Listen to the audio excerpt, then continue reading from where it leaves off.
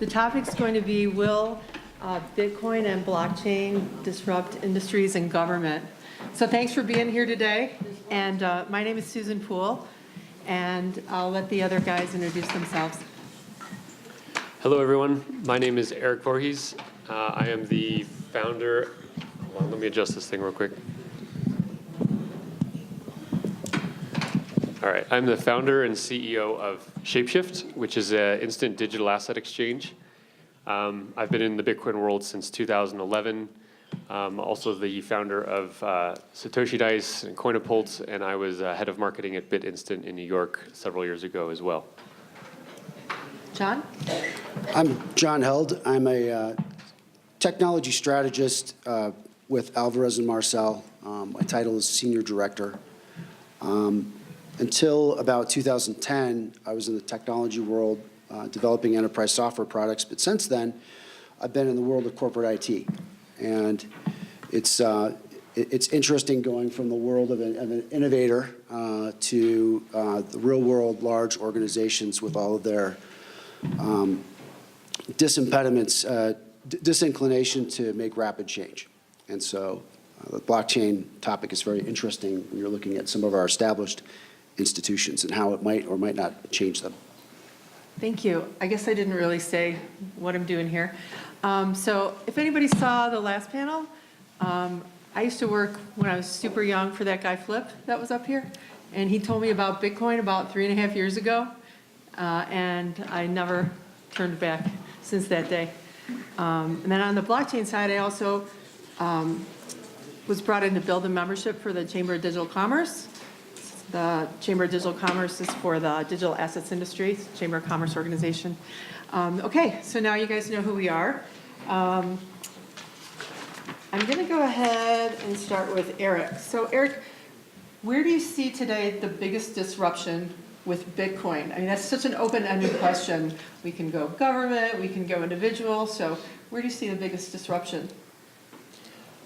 So that, I think, while it's a broad question, is actually very easy, and it has been the same today as it was when this whole thing started. The biggest disruption easily is that banks are no longer a central piece of infrastructure that is needed by the world. And what that means is that now that people can hold money and transfer money and store money and save money without a bank, this doesn't mean that everyone does that right away, but it means that they can. And that single fact is going to change, going to have all sorts of second-level effects that come across from that. So blockchains will affect many things.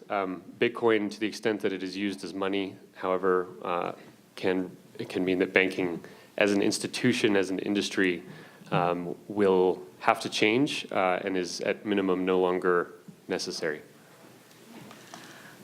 And what kind of time frame do you see before the disruption is seriously like at a tipping point? So for today, and what a lot of people know today or have learned today are things about, a small percent of the people in the world might know about Bitcoin. Billions of people might be able to utilize it or need it. But when are we going to see the kind of disruption where there's a more critical mass? And what's it going to take for that to happen? Well, Coinbase is adding like 100,000 customers every 2 days at this point. So if that's not what the start of mass adoption looks like, I don't know what is. I think by some definitions, we've already hit the inflection point in that every major financial institution in the world is now investigating this stuff. So while it was a joke for a few years to most serious people and was just a annoyance or an interesting new technology for a few years more, at this point it has become, I think, a central piece of focus for every entity, for-profit and bank that's involved in all of finance. So this is, I think we're there already. Okay, and John, outside of banking and outside of digital currency, you're involved a lot with different industries, and you have some interesting insights on how blockchain is going to disrupt them. And it's going to be a disruption when blockchain moves forward, because it's not just legacy systems or technology that needs to change. It's a lot more than that. So what are your thoughts on that? Yeah, so the industries I've been involved in, include retail, manufacturing, charitable foundations, healthcare. I think over time, blockchain has the potential to play an impact in transforming those industries. But I think that some of the most vocal kind of enthusiasts, I think sometimes misportray how fast those transformations will happen and whether they'll be entirely based on a technology like blockchain or rather something that's inspired by blockchain. But certainly if you think about an industry like insurance, the ability to have an immutable view of a contract, and if you think about something like an insurance auto claim, all the different people, including the consumer, the insurer, the repairer who need to have a view of that, there's certainly the potential to reduce friction by having a data source that's standardized and shared across multiple entities.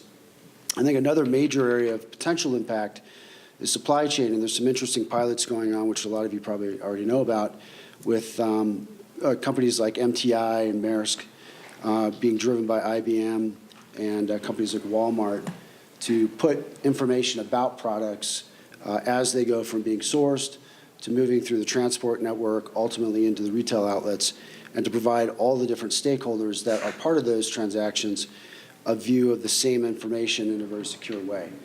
So you could see over time that type of application having a lot of effect on an industry where you have complex multi-step interactions with multiple independent players that have different roles. But I think it's not going to be overnight because there's so much need for coordination if you're looking at an established industry to implement those types of solutions. Thank you. Erik, with so much power in the financial systems today, with major entities controlling them, do you see with the projects that you spoke of and a lot of banks and financial institutions looking into digital currency, looking into blockchain, do you see that they'll be coming on board with something like Bitcoin? Do you see do you believe they'll try to wrap their own interests around their own types of currency for themselves and try to lock it in? What do you believe is going to happen? I think a lot of financial institutions are still in the diluted phase of their awakening, in which they think that the technology can be repurposed by them to give them all the same powers and controls that they have today, but to do it just a little more efficiently. And that's how they see blockchains, and that's why they're investigating them. In reality, what this stuff does is it removes much of the function of the organization itself. That is now done at a protocol or a code level as opposed to an organization or people level. So how long it takes, banks and financial institutions to realize that, I don't know. But I don't expect that banks will ever really warm up to Bitcoin, because the fundamental tenet of Bitcoin, the way it works, is to be borderless money. And banks are nothing but borders. They put restrictions around what you can do with your own money, to whom you can send it, to which territory value can flow, and what fees are charged when that flow happens.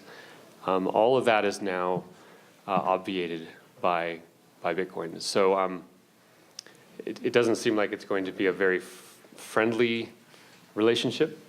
But so far, the banks, I don't think, have realized that they will be largely replaced. And so I liked your phrase that they haven't really warmed up to it yet.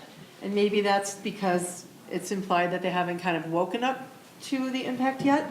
And so when that day of reckoning comes and they do get to a point where they realize that the protocol is the difference, and possibly not just building another version of their own legacy systems, what do you think is going to happen?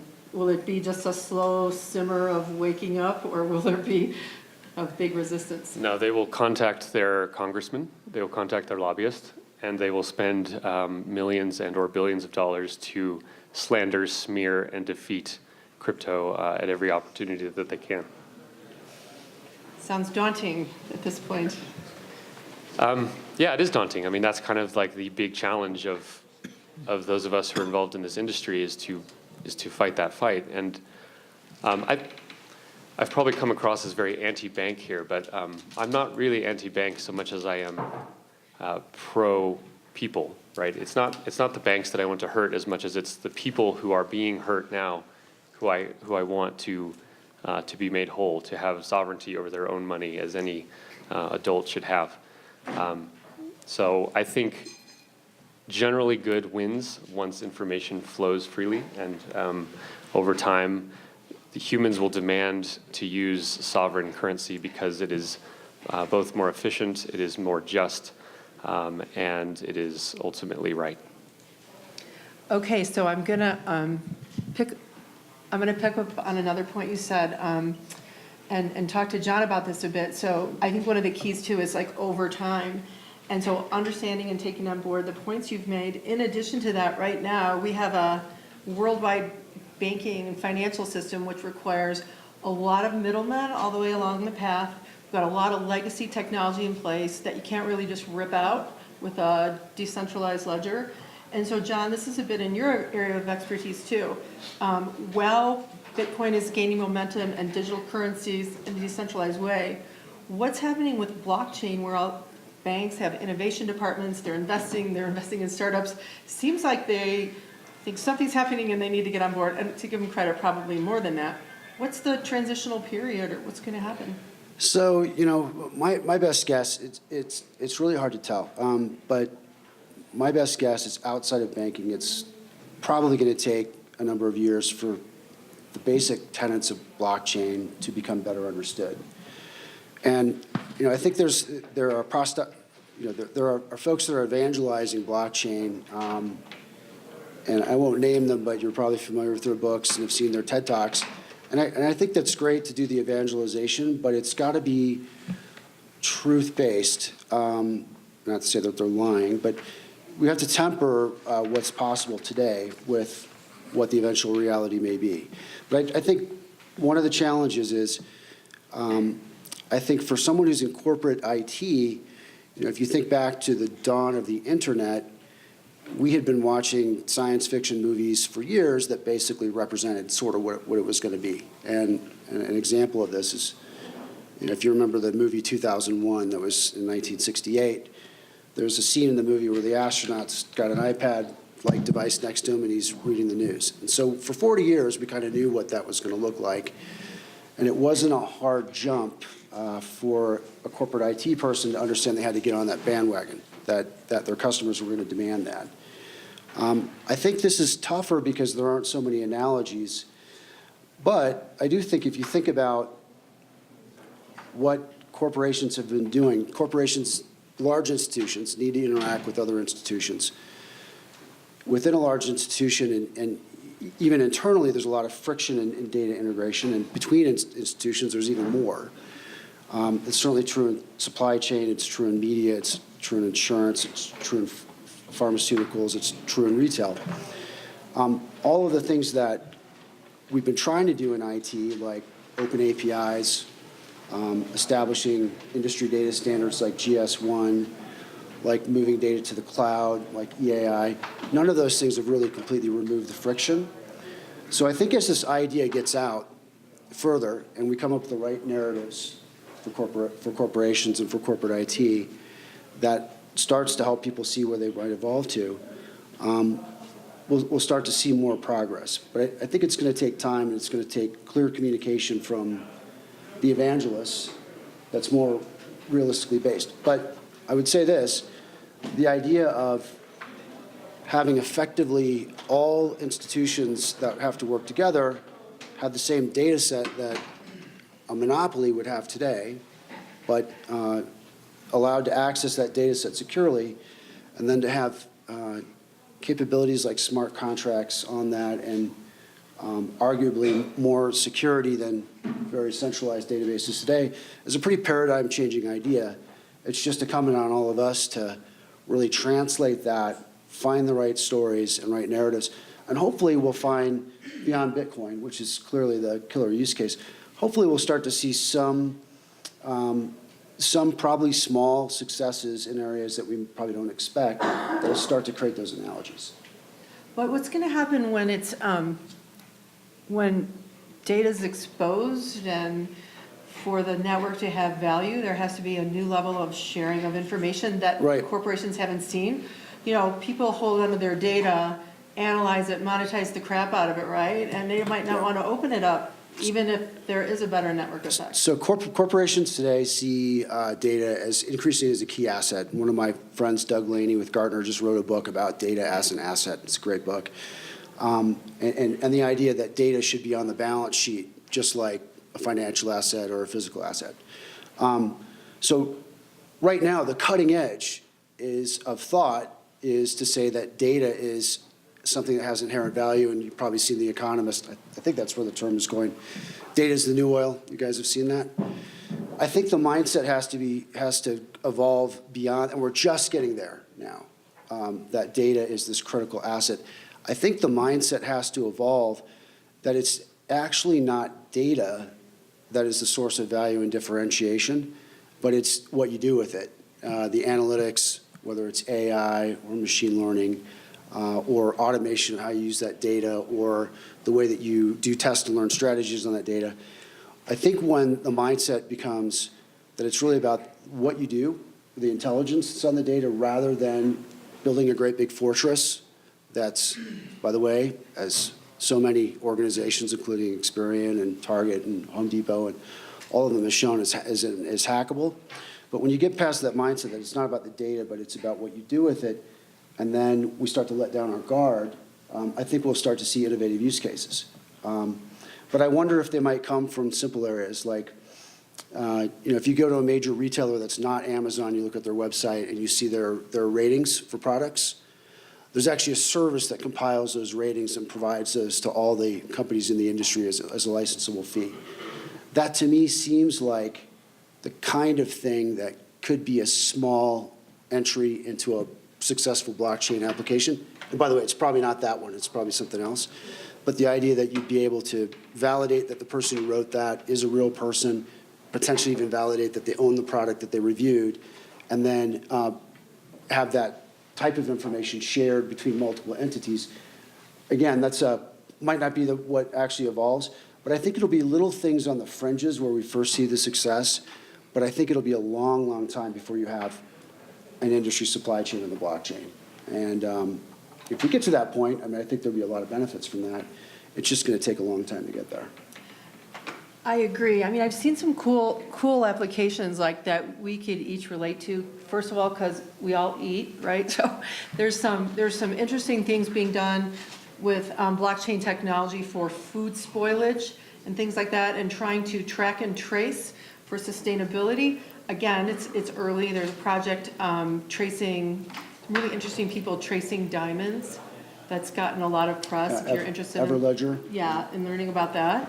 So that's kind of a little high level on industry. So let's go back to Erik on will Bitcoin and blockchain disrupt governments? I mean, I'd be super remiss in the Bitcoin world if I didn't say there's a little bit of government things happening right now in the world, in particularly in China in the Bitcoin space. So what's your view? Well, what's your view on what's happening today in Bitcoin? And then I'll have a follow-up more about in relationship to governments, and in particular, if you have an opinion on what's happening in China or what's not happening. Yeah, so Bitcoin and governments, this is my favorite topic. This very quickly gets back into a discussion of Bitcoin and money and banking. One of the ways that a government imposes its control, and whether you're in favor or against that control is separate, but one of the ways in which it controls people is through financial flows. So, and they do this through through the banking network, which is essentially a branch of the enforcement divisions. If you remove the requirement for human beings to leave their assets at a central entity, and those assets can move freely between any two people anywhere in the world, you de facto remove the ability, or much of the ability, of governments to control people. And So you can debate whether that's a good or a bad thing, but I think that becomes an inevitable outcome of removing assets from banks themselves. One example of this, one of the ways, so governments fund themselves in three ways. They tax, which everyone knows. They borrow, which most people know.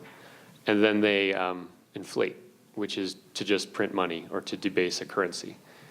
And most people don't really understand that third one. They don't understand why the bread that they keep buying goes up in price every year, despite the fact that human businesses get increasingly efficient and the price of the bread should actually be going down. If you have a world that is using a money that can't be debased, like Bitcoin, you remove the ability of a government to fund itself through that third method of debasement of currency. So basically what that does is it shrinks, it forces a government to shrink down to the size that it can be funded by just the former two, just by taxing and just by borrowing. And that means a government that is significantly smaller than it is today, not because people voted for it to decrease in size, and not because any politicians wrote laws to decrease it in size, which they never do, but purely because it can't fund itself through debasement of currency. And I think when the history books are written on what blockchains did, what their best virtue was for humanity, it will be that it ended that scam of currency debasement that pretty much everyone in the world now suffers from.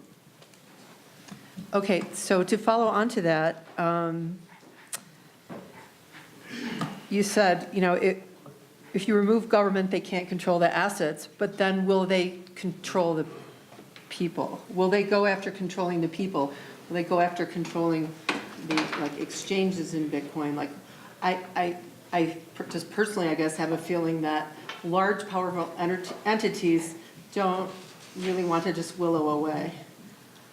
No, they certainly don't. But to whatever extent a government can control several institutions like banks, which they can do very well, it becomes harder and harder to control the more decentralized the system becomes.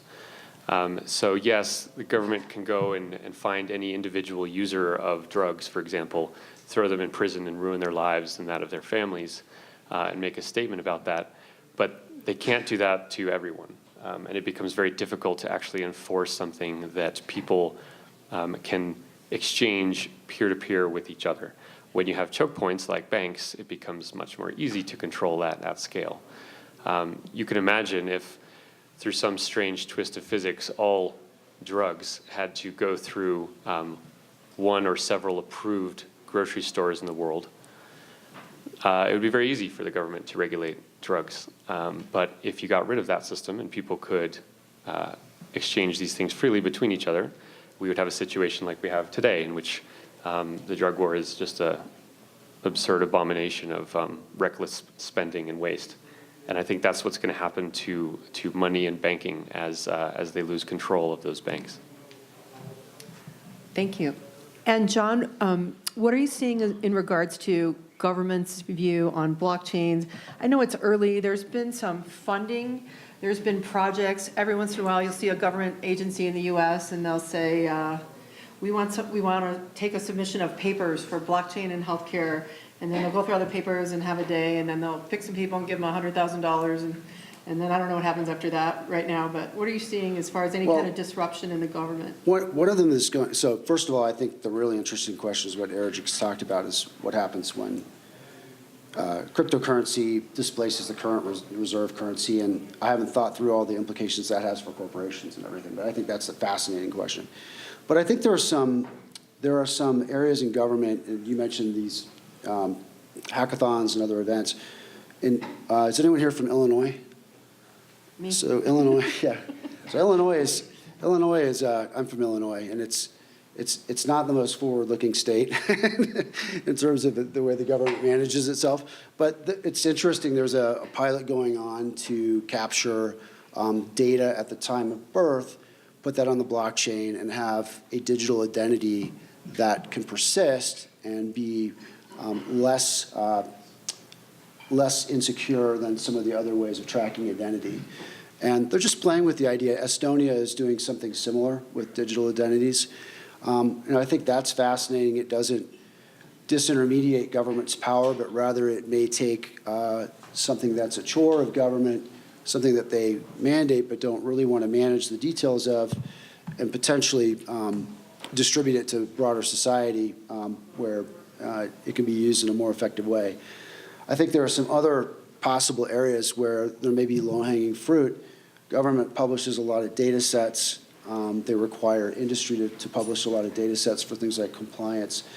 The idea of those things being managed on a blockchain is an interesting one in that, you've got so much storage power, computing power, maybe an inherently more secure way of storing data, and there may be opportunities for government to kind of offload some things that they don't want to do. So those would be some initial thoughts.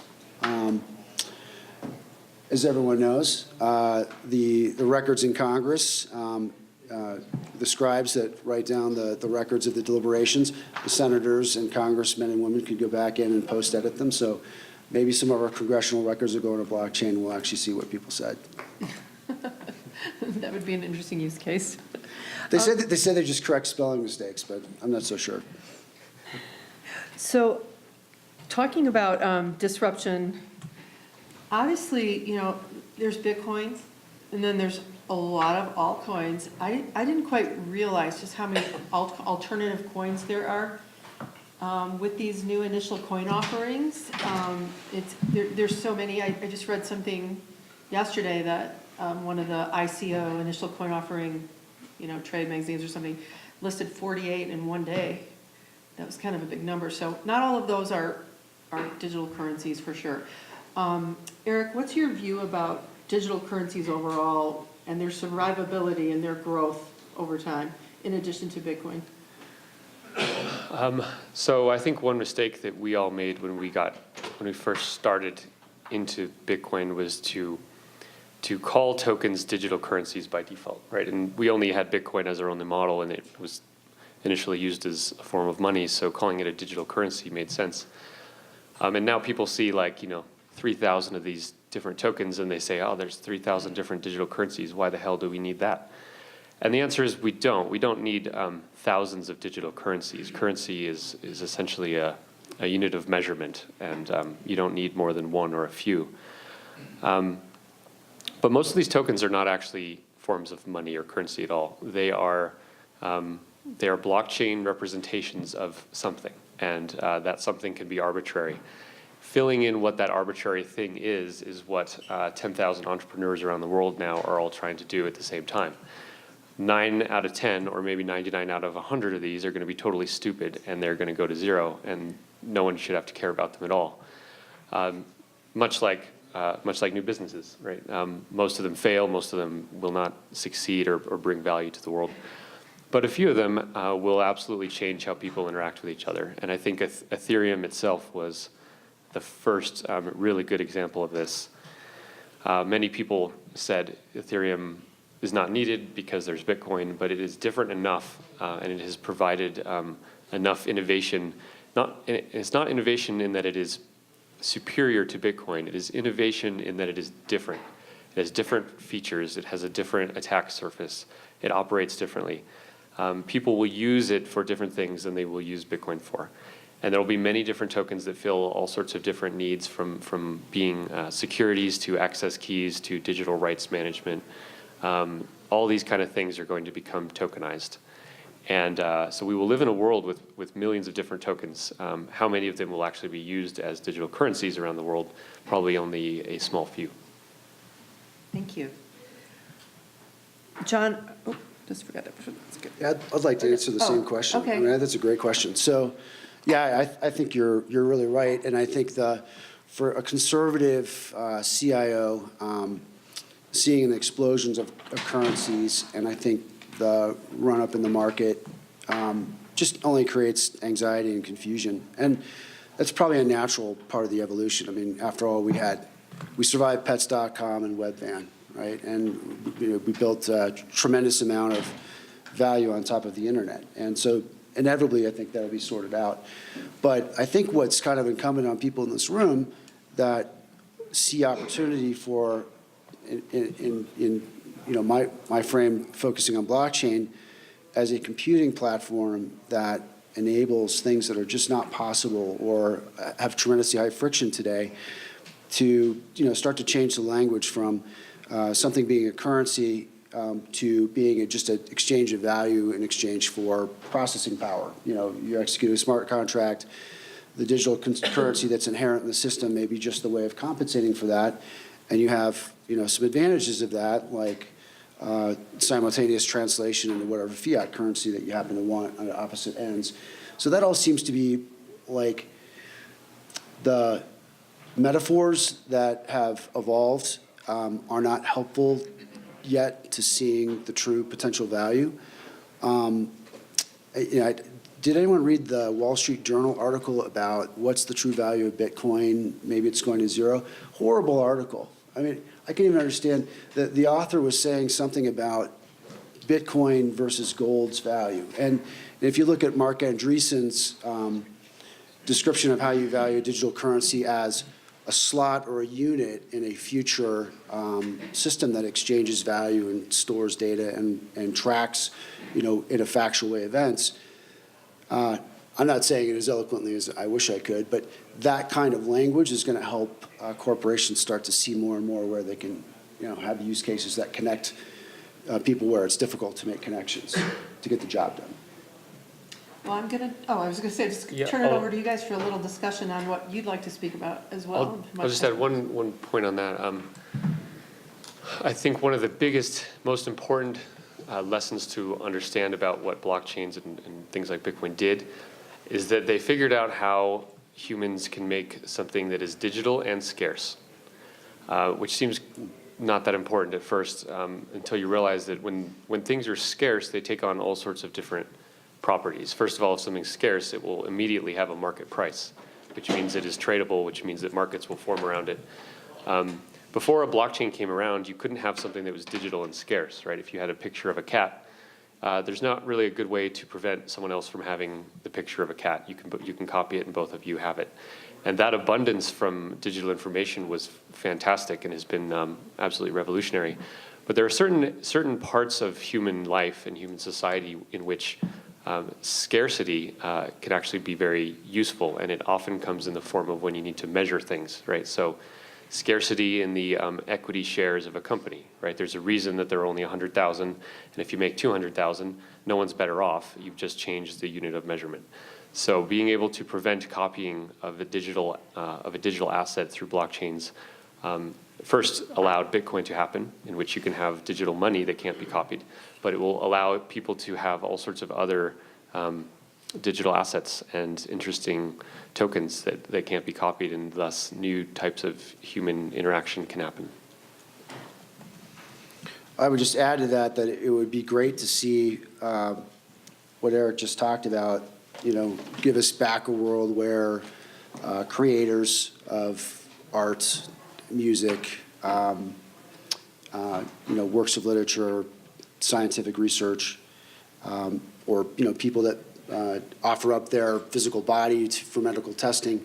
It would be great to see the value of those things be better retained by the creators or the donors of those things.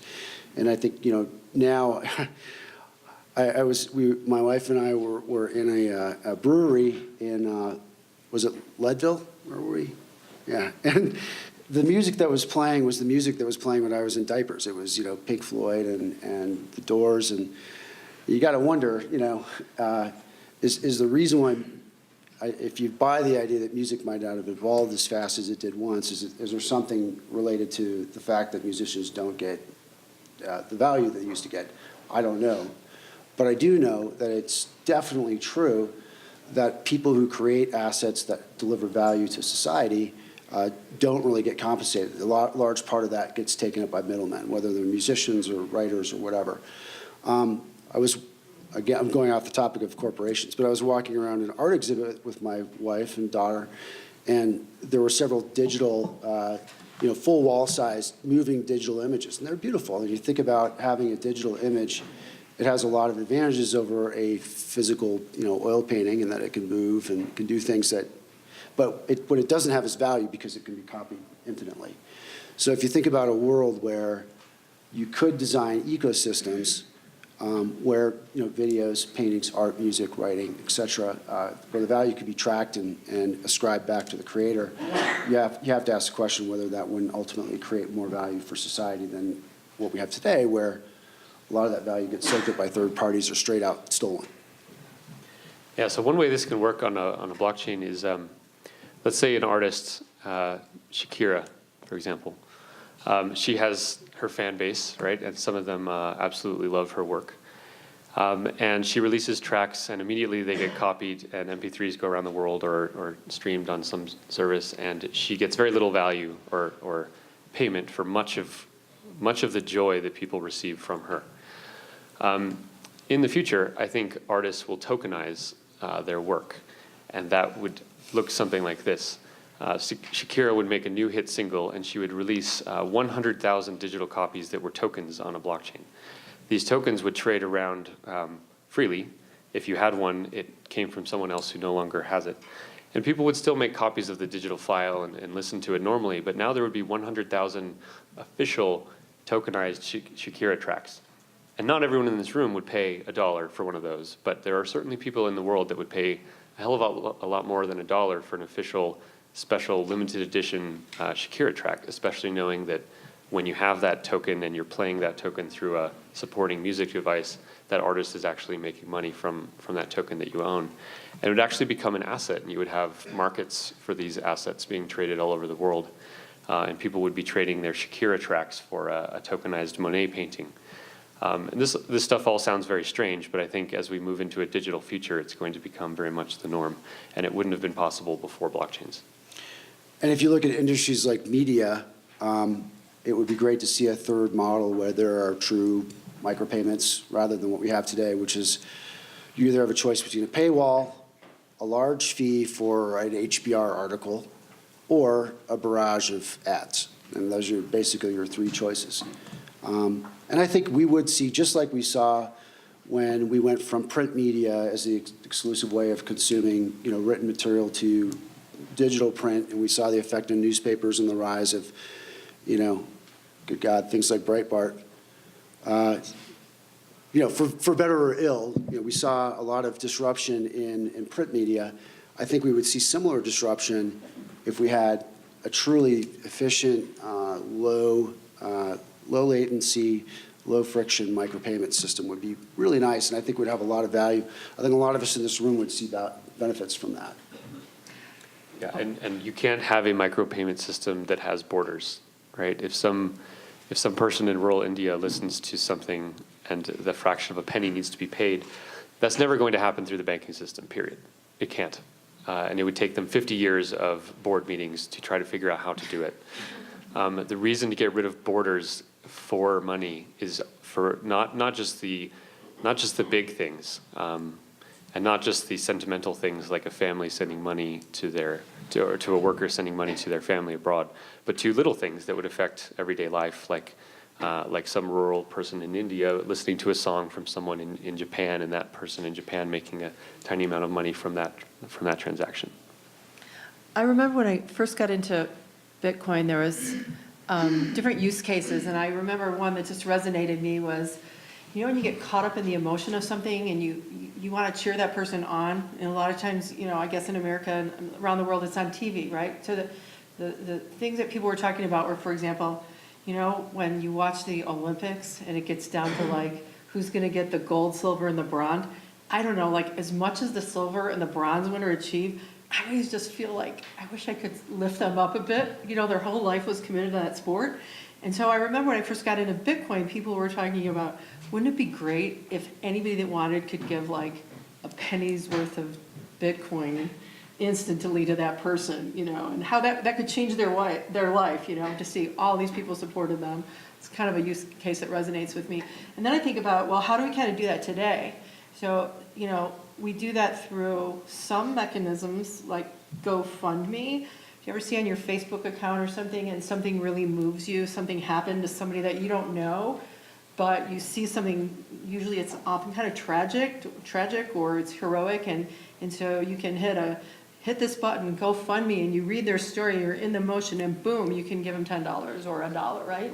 And so I always was hoping, when I first got into Bitcoin, in my naivety, I thought that would just like kind of happen with Bitcoin instantly, and there was a company doing that type of thing, changed it. But Erik, what's your view on the reality of that happening, and is that going to happen soon, or is that going to take a while for that type of thing? I think it'll take a little while, but it's inevitable. And the end result of it will be a situation in which you see someone do something nice for a stranger on the street, and you just, by acknowledging that person just made a little bit of money. Like you tipped them, you didn't have to talk to them, they didn't have to download something, you didn't have to download something. Just the act of seeing something that you approved of and willing the thing to happen made value move. That's where this ends up, and that's probably more than a decade away, but it's not 100 years away. And I think blockchains will be a critical part in making something like that happen. And then there are all sorts of social effects of that, right? If you earn money by being good in a very genuine way, that you'll have now an incentive to maybe help out someone that you wouldn't have helped before. That can have a very profound effect on all of humanity, I think. So I think there's what Erik talked about, which is lower friction ways of actually giving, right? I think there's another aspect to charitable foundations that has analogies for supply chain. A tremendous amount, one of my projects was with one of the largest charitable foundations in the world. And it was interesting, something I learned on the second day there is there was a year where they couldn't give away enough money because they couldn't find enough good projects. And they actually were at risk of being deregistered as a charitable foundation because they were holding on to too much of their money. And they weren't doing it on purpose.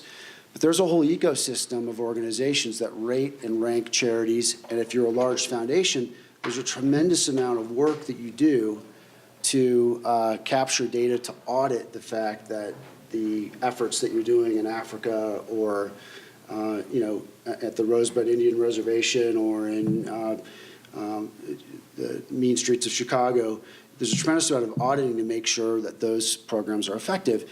And there are many times that lots of charities and lots of different institutions that are contributing. So I think the idea of taking some of that audit data that validates the quality of the work and the fact that the money that's being donated is actually producing the value, I think something like blockchain is a great thing to think of rather than a central agency that's set up for that purpose, or rather than having one charitable organization have a part of that data. That's the kind of thing that feels like it could be an opportunity. I agree. And I want to switch the question up a bit. So one thing I found on the digital currency or the Bitcoin side of things is kind of a challenge of, I guess, education as far as, I really appreciate your statistic about 100,000, is it 100,000 a day or a month signing up with Coinbase? Yeah, right now. Yeah, so that's a big uptake, right? And I guess in my own experience, and maybe some people in the room, if you have Bitcoin, you've had this experience. I know I've had it for over 3 years. It seems like many people have this point where they just have to know something about Bitcoin, and they don't seem to be able to know it. They don't even know what they need to know to get it, but they don't know it, right? So I'm talking about a lot of people in my social network that I've grown up with, and they're like, they're still kind of asking, or they're just kind of listening. In your guys' view, is there going to be a point where people just get it? Is it going to be a continuing challenge for people to understand what it is? Or will it be like the internet where, I think one of the other speakers brought this up earlier, people will just at some point use it? I think with the internet, it wasn't that at some point people just used it. It was actually a gradual process for everyone. And I remember when I was young, I started using the internet with AOL and would try it out for a few things. And as I got older, started using the internet for more and more. And now I have a phone in my pocket that gives me the internet for everything all the time. That took 25 years to happen. I think that same thing will be true with Bitcoin. Just because someone learns that there will only be 21 million Bitcoins, that doesn't suddenly mean that they understand every aspect of the technology or how it will change their life. And I do have one pessimistic point on this.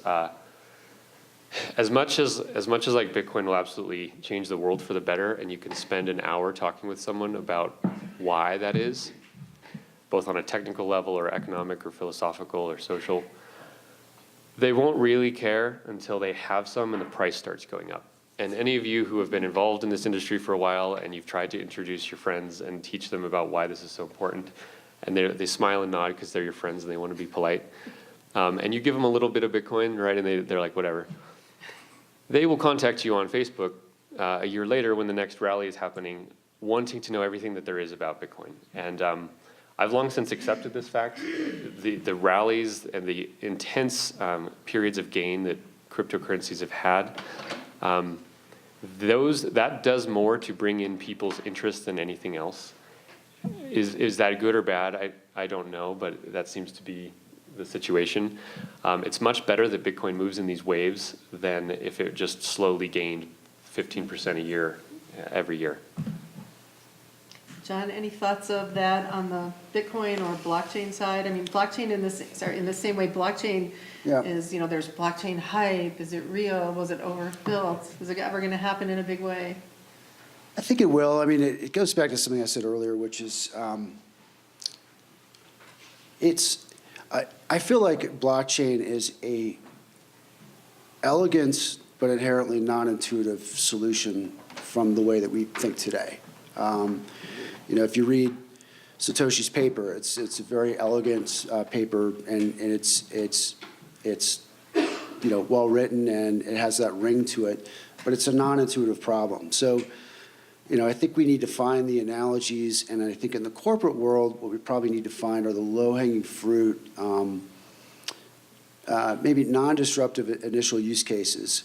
And then I think it's also incumbent to not oversell what's possible today versus what's coming. And if you look at the Ethereum project, really interesting if you think about broader applications to institutions for all the different components that it has, everything from storing large assets off of the blockchain to smart contracts to gas as an exchange of value, all those things just really valuable. But when I look at it, I think, it'd be great to start really small and nail some things and try to get some wins over some very simple, intuitive applications. So from an education standpoint, I think the hype gets the word out, but I think it also detracts. And does it ultimately slow or speed progress? I'm not sure. I mean, I think the hype of the internet probably helped lay the foundation for what we have, and it played some role in that. But I think when you're looking at large, conservative, complex, risk-averse institutions, I think maybe a better communication mode may be warranted. But I'm not sure what there is to do about it. Well, I'd like to open up the talk to see if there's any questions. Does anyone have any questions? Oh, here we go. And I'll repeat or we can probably hear it. Go ahead. Thank you. So a lot of the underpinning of this conversation was talking about the technologists on one end, some of the builders of these blockchains who are very much so against enterprise. Joseph Poole, co-founder of the Ethereum Foundation, hates enterprise. And then on the other side, some of these big governments and banks who are going to do everything that means lobbying to stop it from happening. Then you see this area in between, which is these corporations that are developing private blockchains. Additionally, these ERC-20s coming to facilitate those same actions that those corporations would be facilitating, but trying to disrupt them, which is years away. So what are your thoughts on this kind of gray area in between? Are the ERC-20s that could facilitate those corporate actions versus the private blockchains? So are you saying, can you just rephrase that with a bit additional question? Just kind of private blockchains versus their potential to get disrupted. Yeah. So private blockchains, I think, will happen, and they will be somewhat successful. In some cases, might be very successful in certain use cases. They will always, however, be the very tiny portion of the change that actually happens. The real change that blockchains bring is the fact that they are borderless and the fact that they operate between entities, not within a single entity. And the best analogy of this is the AOL and the internet analogy. When the internet was getting started, or and AOL came along, and it was sort of this private blockchain. It was the private internet where they controlled everything, they curated everything, and in the beginning, it was actually a much better experience, right? It was easier to use. Much more people were using that than were using the web. And ultimately, it lost to the web, not because the web had better funding, because it wasn't an organization. It lost because the web was an open protocol that anyone in the world could connect to and build on. A private blockchain, by definition, is not something to which anyone in the world can connect to and build on. And that's why it will never be able to surpass the innovation that comes around from an open public blockchain. I'd say what I'd quickly add is I think for a long time, very large institutions are going to be producing and delivering our toilet paper and our toothpaste and, our lumber and things we depend on. But I think what we'll likely see is whether they're public blockchains or private blockchains within consortiums, I think we're going to see a lot of disintermediation of what are now monolithic entities. Let's say you have a top 5 retailer. There's really no reason for them to have their own trucking service for them. In fact, one of the clients I work with had a trucking service and they spun it out into a separate entity. There's, I think arguably, if you fast forward, do they need their own distribution centers? Do they need their own, do they need to design their own private label goods, or can they outsource that? I think we're going to see, not just from blockchain, but we're going to see businesses today that are very monolithic and end-to-end vertically integrated are going to be able to break apart, and we're going to be able to have different architecture of how we get goods. And I think technologies either based on blockchain or inspired by it are going to be a key part of that. Thank you. Additional questions?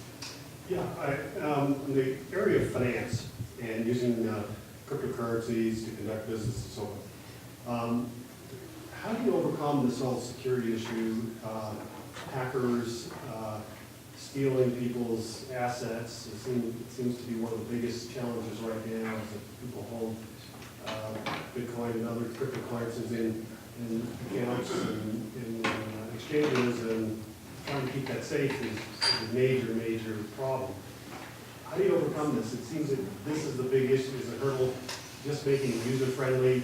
You pull out your credit card now, you go buy anything you want. When you go put $100,000 in the bank, it's pretty well, sleep pretty well, when you come back a month later, it's still going to be there. So how do you overcome this? Yeah, first I would take issue with the claim that the credit card itself is secure. The Equifax hack reminds us of the problems with having to provide information all over the place. But to your good point, Even if someone charges $10,000 to your credit card, you're not going to lose that money. The bank's going to take the loss if there's a loss. well, and you're paying their fees because they don't want those losses themselves. So you're paying it indirectly, or other people are.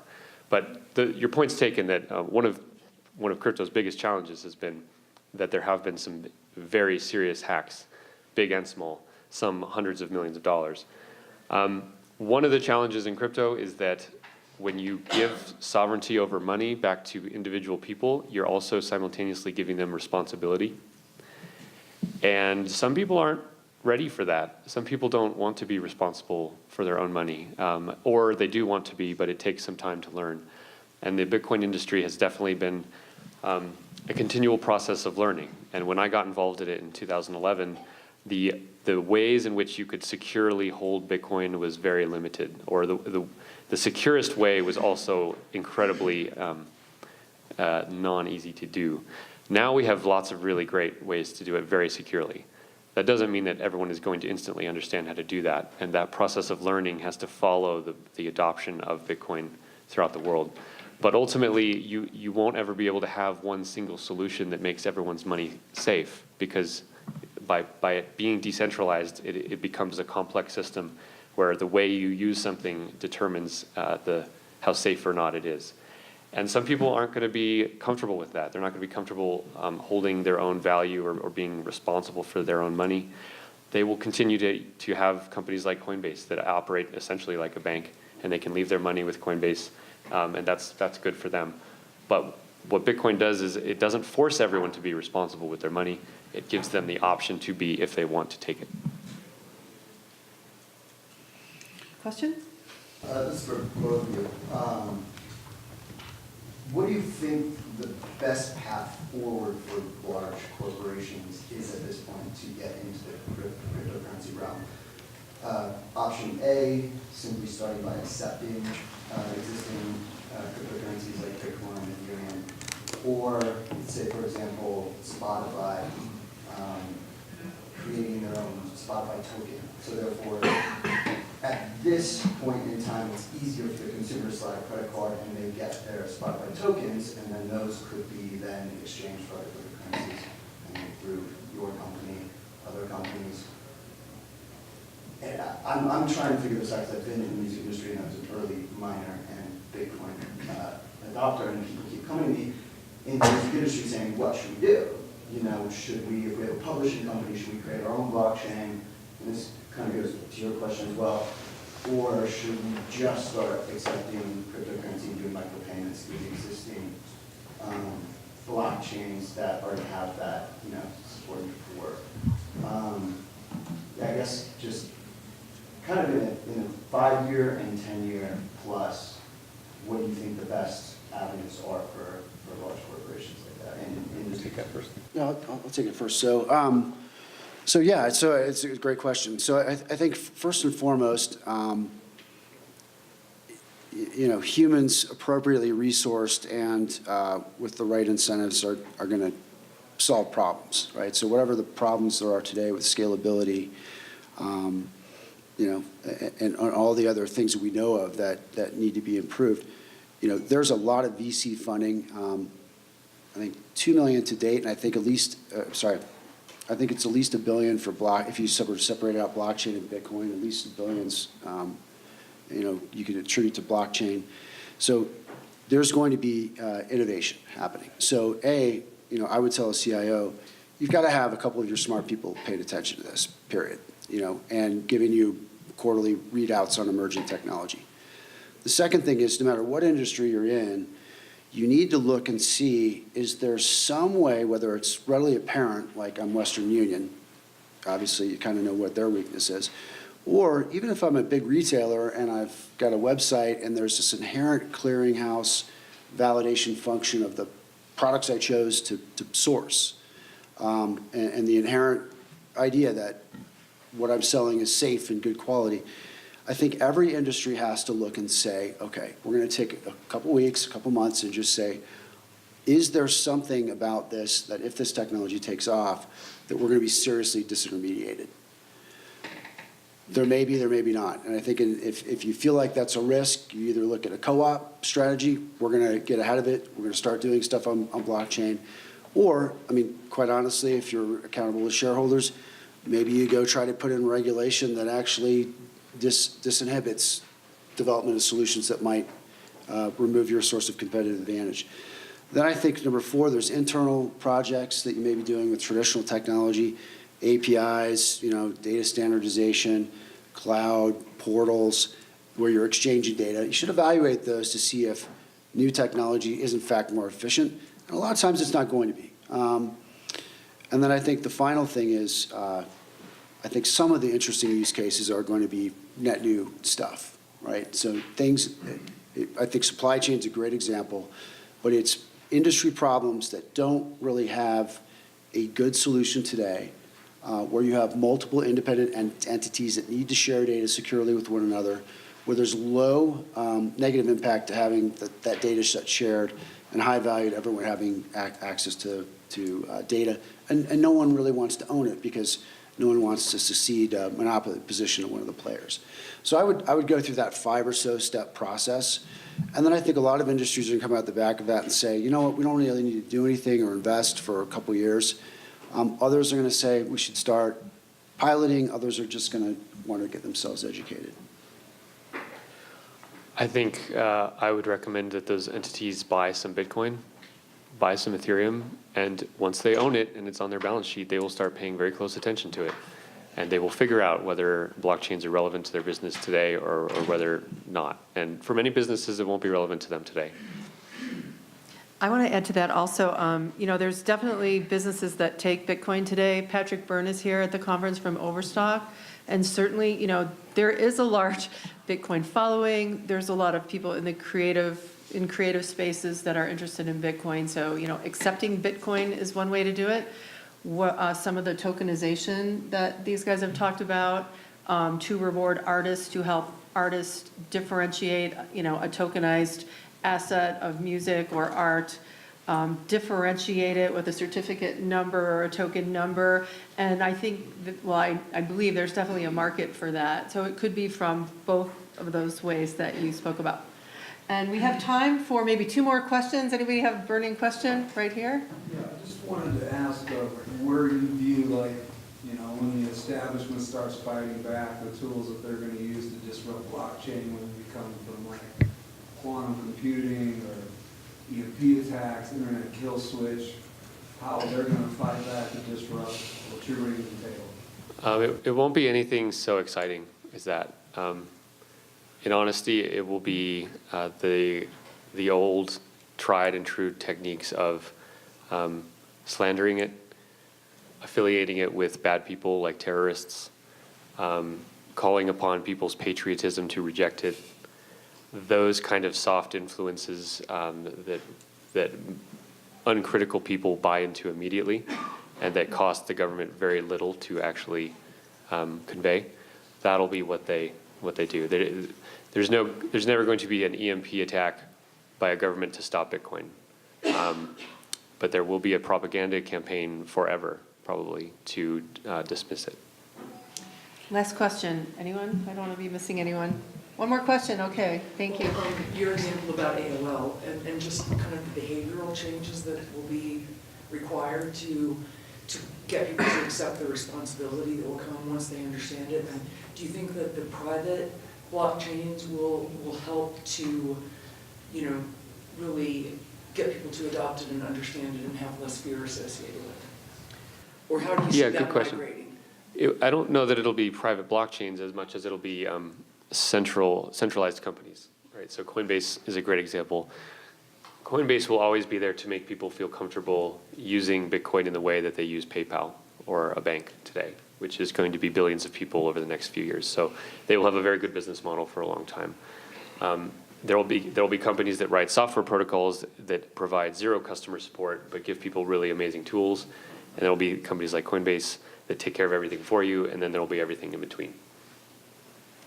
Well, I want to thank everybody for attending and really participating. John Held and Erik Voorhees, and I'm Susan. So hope everybody has a great rest of the conference. We're off to a great start. Thank you.